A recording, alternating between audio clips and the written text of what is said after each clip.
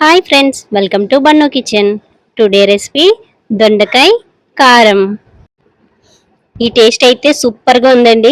మీరు కూడా తప్పకుండా ట్రై చేయండి. ఈ దొండకాయ కారం కేరళ స్టైల్. Let start. ఒక స్పూన్ శనగపప్పు. ఇది కాస్త వేడవనివ్వండి శనగపప్పుని. ఇది కేరళ స్టైల్ అండి. కేరళలో చాలా ఫేమస్ అంట. మీరు కూడా ట్రై చేయండి, చాలా బాగుంది. నేను ట్రై చేసాను. టేస్ట్ అయితే కాస్త మినపప్పు, శనగపప్పు కాస్త వేగగానే ఒక స్పూన్ మినపప్పు వేసుకోవాలి. పండుమిర్చి ఒకటి వేసానండి నేను. కారం ఎక్కువ తినేవాళ్ళు ఉంటే మీరు ఎక్కువ వేసుకోండి. 3 ఎండుమిర్చి, 4-5 వెల్లుల్లి రెమ్మలు వేసుకొని కాస్త లాస్ట్ని జీలకర్ర చల్లుకొని వేయించాలండి. ఇది పౌడర్ కోసం మిక్సీ చేయాలండి. ఇవి ఇలా వేయించుకొని మినప్పప్పు చిట్లి గుమగుమలాడే వాసన వచ్చే వరకు వేయించుకోవాలి. కేరళలో ఇదైతే కొబ్బరి నూనెతో చేస్తారండి. మనకు అసలు కొబ్బరి నూనెతో అలవాట్లేదు కాబట్టి నేను మామూలు వంట నూనెతో చేస్తున్నాను. ఇలా బాగా వేగిన తర్వాత మనం కాస్త 4-5 పచ్చి కొబ్బరి ముక్కల్ని వేసుకోవాలి.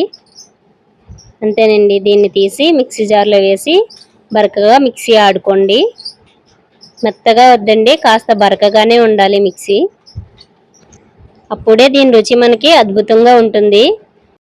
ప్లీజ్ ఛానల్ని లైక్ చేసి, షేర్ చేసి, సబ్స్క్రైబ్ చేయండి. మీ ఫ్రెండ్స్ అండ్ ఫ్యామిలీ మెంబర్స్కి షేర్ చేయండి. ఇప్పుడు కొంచెం నూనె వేసుకొని ఒక 2 స్పూన్స్ నూనె వేసుకొని అందులో జీలకర్ర 1 స్పూన్, మినప్పప్పు ఒక 1/2 స్పూన్, కరివేపాకు ఒక 10 నుండి 15 రొబ్బల వరకు వేసుకోవచ్చు. ఈ దొండకాయ ఫ్రైని రోజులా కాకుండా కొంచెం వెరైటీగా ఉంది కాబట్టి మీరు కూడా ఒకసారి ట్రై చేయండి, మర్చిపోకండి. ఇప్పుడు కాస్త ఎండుమిర్చి వేద్దాం, ఒక 2. డైలీ ఉండే వెజిటేబుల్స్ని వెరైటీగా వండుకోవచ్చండి మనం.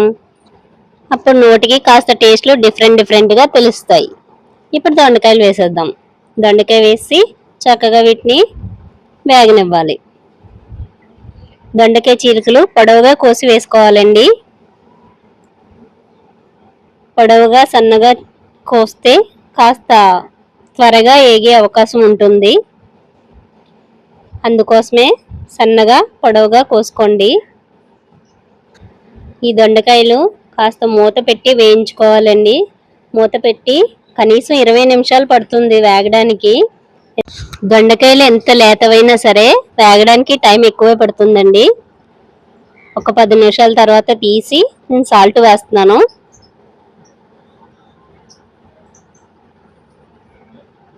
ఇప్పుడు మళ్ళీ కలిపి మళ్ళీ మూత పెడతాను. మీరైతే ఒక కొత్త టేస్ట్ని ఆస్వాదిస్తారు. తప్పకుండా ట్రై చేయండి.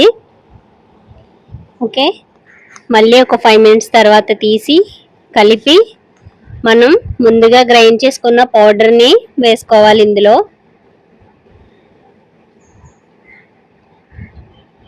మిక్సీ పట్టుకున్నాం కదండి, ఫస్ట్ పోపులన్నీ వేసి వేయించుకొని ఆ పౌడర్ని అయితే ఇందులో వేసేసుకొని ఇప్పుడు ఇంకా మిగిలిన 5 మినిట్స్ కూడా మూత పెట్టేసుకోవాలి.